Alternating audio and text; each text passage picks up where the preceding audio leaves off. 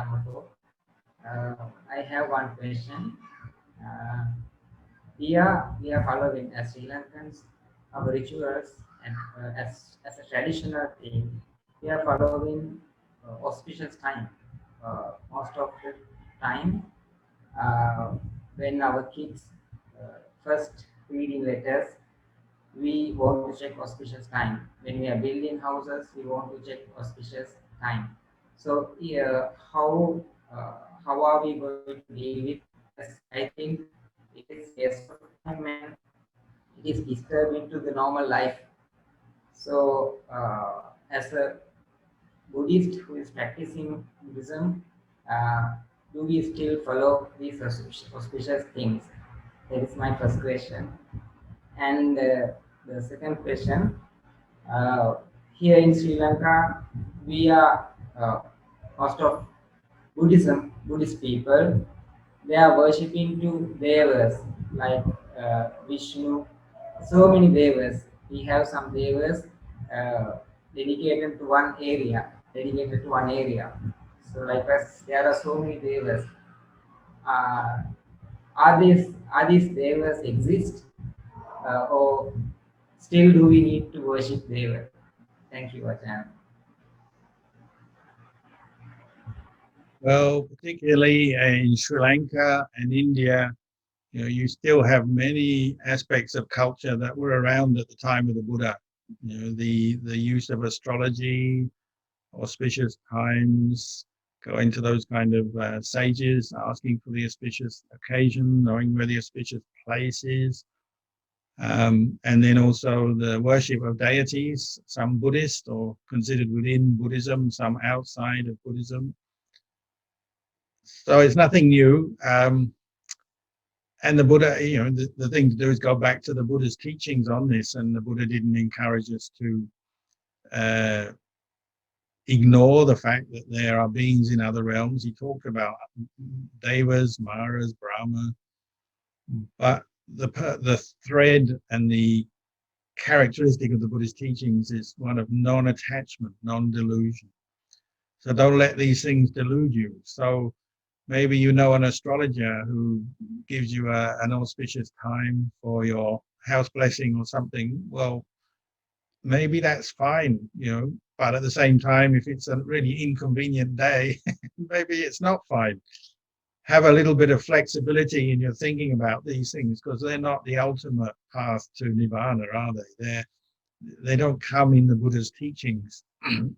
But it's not that he ignored them totally or said they don't exist or it's all wrong. He just put them in perspective and say, well, there are these people in the world who do these things, but you have to consider, do you really need it for your practice of the Dhamma? Any day you practice the Dhamma becomes an auspicious day. Any day you keep the 5 precepts is an auspicious day. Any day you practice meditation is an auspicious day. Really it's Wesak every day of the year if you really have your mind focused on Buddha, Dhamma, Sangha and the path of practice. So get it in perspective like that. Don't give all your belief and all your heart away to the astrologer. That's not to say that astrologer has no knowledge and no skills, but they're not that important. The more important is Sangha. The Sangha who practice well, keep the Vinaya, keep the Sila, who teach well, who have mindfulness, who have wisdom. The more you associate with Sangha, trust the Sangha of well-practiced monks or nuns, that's where your faith and guidance is going to come from. The astrologer is not giving you that same level of guidance, are they? The astrologer says, oh, this is a good day for your house blessing. The astrologer doesn't say anything about whether you keep the precepts or not, or whether you have faith in the Buddha or not. This is what you have to sift through if you're in a culture like in Sri Lanka or India. There are many, many beliefs in many things, and you have to keep coming back to the direct path. It's the one path, Eko Mago, is the one Eightfold Noble Path will get you to Nibbana. And these are like side streets that you can have experience of. You may know them, you may have experience of them, but they're not the one path, are they? So then if you don't know anything about them, you can still become enlightened and end your suffering. And certainly don't give all your belief and heart and attachment to these things. Same with devas. The devas exist, and they're beings who have made a lot of good karma and been reborn in these heaven realms. Brahmas who develop samadhi, jhana. Some of them have right view, some of them don't. That's what you've got to be aware of. Are they your belief or your interest in devas, or if you worship devas, is it really necessary to support your practice of what the Buddha taught? The Buddha himself is a deva in that sense. Worshipping Buddha, Dhamma, Sangha may be enough, but it's not to disparage devas, put them down, or say they don't exist. It's just, if you ask yourself, how relevant are they? You can share merits with the devas as you might with ghosts or human beings. You can practice kindness for all beings. You can radiate metta for all beings in all realms.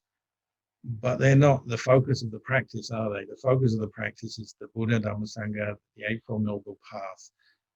And the Buddha always came back to developing the right causes and conditions for your mind and your practice to develop in the right way for clear insight, clear knowledge, clear vision.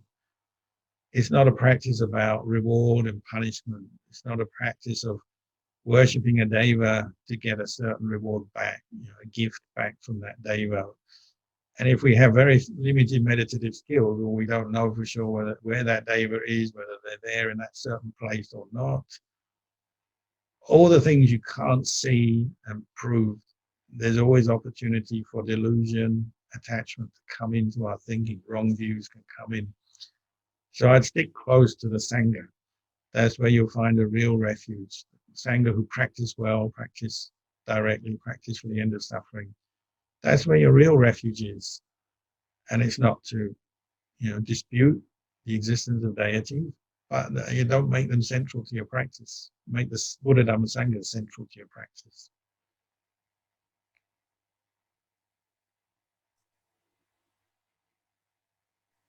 Sadhu Bante. I have a final question from Sukita Kanti from Malaysia. Good evening, Luang Por. Yeah. Sadhu, sadhu, sadhu. I have a question, like when the eye sees something or the ear hears something, the mental states arise. Mental states like can be jealousy or fear, anxiety. However, I try to cultivate using the four Brahma Viharas to overcome things like jealousy, fear, anxiety, whichever is applicable. And then after some time, these arises only from the mental level. They haven't transgressed to become verbal, but at times it does, and haven't transgressed to physical action.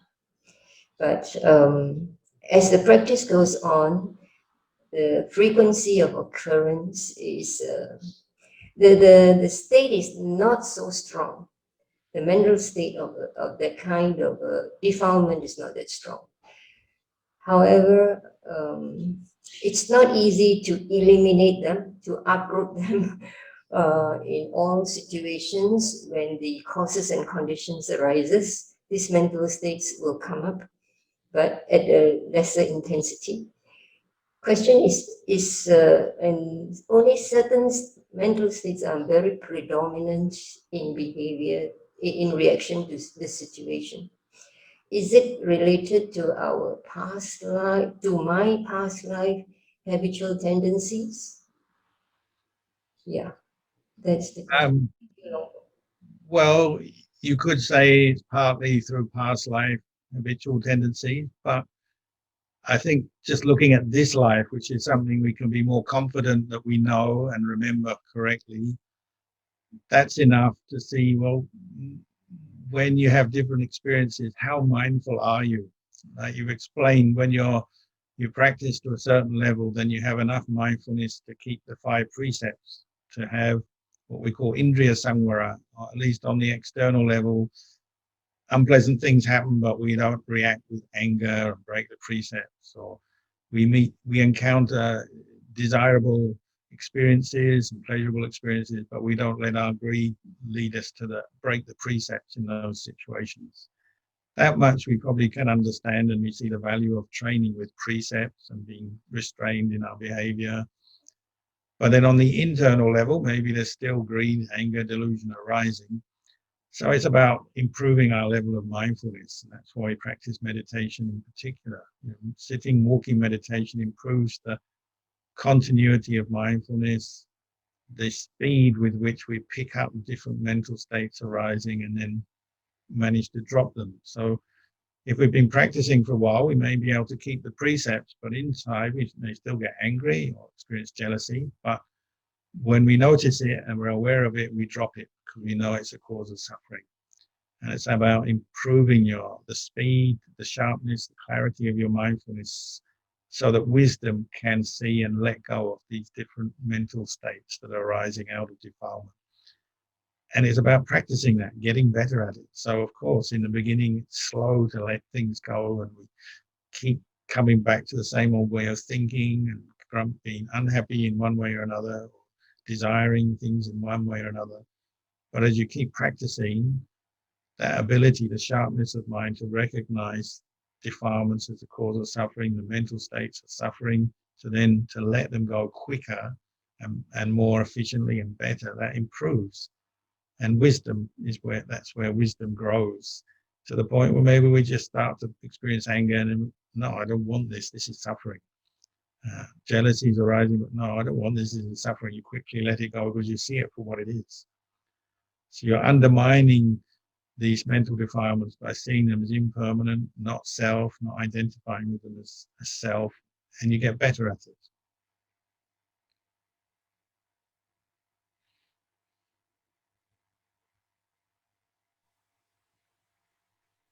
Sadhu Lampa. I think that's all the time we have for today. And we thank Lampa for gracing us with your compassionate teachings once again as a great reminder to us the week of Vesak. And as Lampa goes through the next 4 days in quarantine, even in isolation, may you please rejoice that many students, disciples like us are wishing you well, Lampa, for your safety and for your good health and for your practice as well.